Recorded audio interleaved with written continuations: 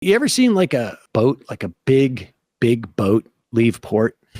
You ever seen that? Like, and being able to watch like a cruise ship or something? A cruise ship. I've been on one when it left. Or one of those huge not oil tankers, but like a big cargo ships. Yeah, right. And it's fascinating. It's massive.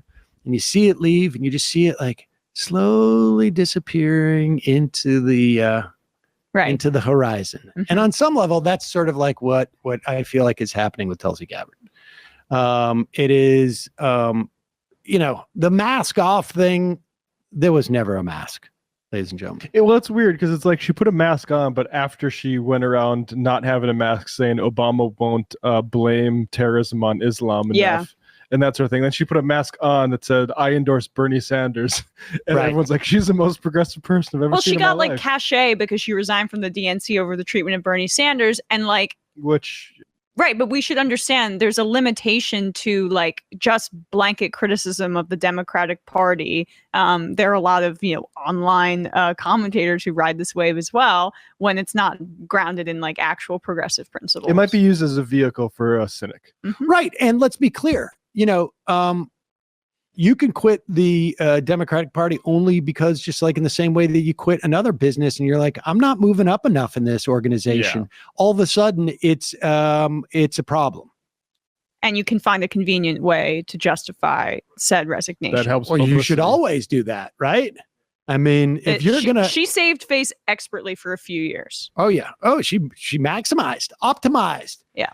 And ladies and gentlemen, I give you Tulsi Gabbard on the limitations of the Don't Say Gay bill passed in Florida. Doesn't go far enough.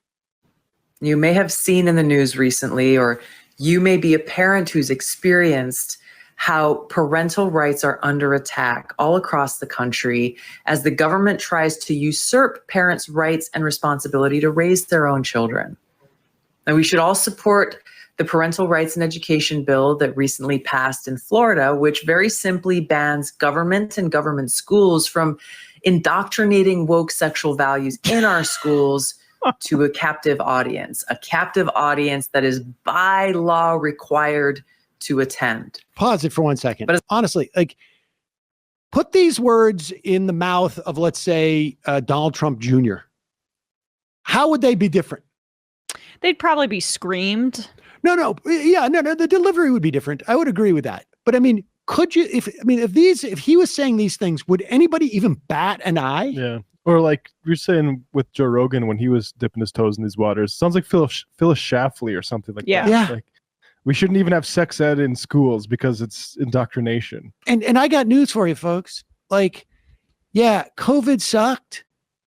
It sucked to have your kid's classroom shut down and the kid comes back. It still sucks in many respects. Mm-hmm. But I'm a parent, and I got news for you.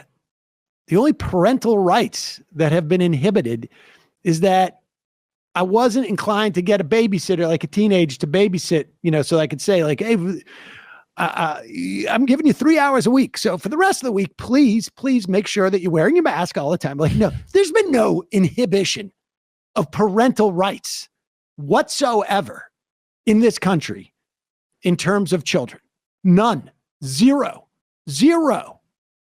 I mean, the only argument that you could have, maybe, is that if parents want to provide health care to their kids who are transgender, that has been inhibited in certain states in this country.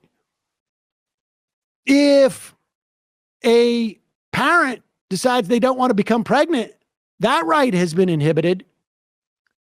But low-income parents are sometimes targeted and not able to get their kids taken away unfairly based on, like, I don't know, abstract claims made by people who might have an axe to grind and they're not taken as seriously by the state because they're poor or black. That's an inhibition of parental rights that I'm interested in talking about, but that's about it. The one that these people are talking about is just earlier this year, they were disciplining and attacking the Chicago teachers for wanting some time off because they were all sick with COVID.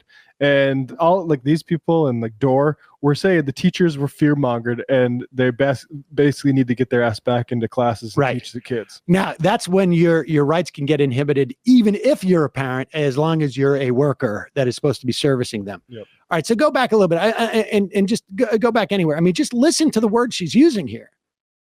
This is full-on right-winger traditional stuff. It's been around for 40 years. Yeah, the government schools thing is a nice little charter 50 school. years. I think Yep. so too. From indoctrinating woke sexual values in our schools to a captive audience that is by law required to attend. But as I read the legislation, I got to tell you, I was shocked to learn that it only protects kids from kindergarten till third grade.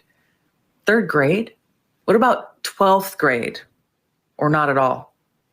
Now, government has no place in our personal lives. Government has no place in our bedrooms. Parents are the ones responsible for raising their kids and instilling in them a moral foundation, not the government. Now, the reality that we're facing in this country is our schools are failing. Nationally, 34% of students are below basic reading level in the fourth grade. Pause it for a second. So then this is the seamless transition into blaming teachers, right? This is the fault of teachers. I mean, she may not explicitly say that, but the schools are failing, and it's because teachers are more focused on implementing woke sexual values into your kids, as opposed to actually teaching them the things that are right, like literacy, etc. And this is why teachers' unions are really evil and need to be undercut. Incidentally, it's the way that they indoctrinate the kids with woke sexual values is probably via books. And I just want to remind people where that you can read. when Tulsi Gabbard was a state representative, she was against legalizing same-sex civil unions. Yeah. She has a long history of homophobic rhetoric and anti-trans rhetoric that when she was leaving in 2020 Congress to become a full-time right-wing grifter, she introduced an anti-trans bill on her way out. So this is like this is a theme of brand extension. Right. But it's also deeply held because even before she was on the national scene like this and trying to cozy up to Sean Hannity, she was anti-gay. Yeah, I mean, she's a bigot. Yeah. Those students are below basic reading level in the fourth grade. 25% of high school graduates are functionally illiterate. Now, I'm confident that if our school is focused on educating our kids, teaching them the fundamentals, things like English, math, science, civics, history, we would see our literacy rates improve and set our young people up for success. History? They'll be thinking logically, thinking critically, and thinking for themselves. This is what our public schools should focus on. Bill Bennett without the gambling problem. That's who we got here, ladies and gentlemen. And I always wonder, like with people like this, like what's going to come out? Like what is like, I mean, it could be just like, it's just a cash grab or, trying to position herself politically. But, you wonder with this type of like moralizing and just BS. I mean, it's just full on BS. Yeah. I mean, as far like she's a completely vacuous person, but as far as I understand it, and based on like knowing a little bit about her history, there were a few things that she holds dear. That are consistent throughout her career. And there aren't many things that are consistent. And one of them is being anti-gay, and another one's being Islamophobic. So, talk about mask off moments, right?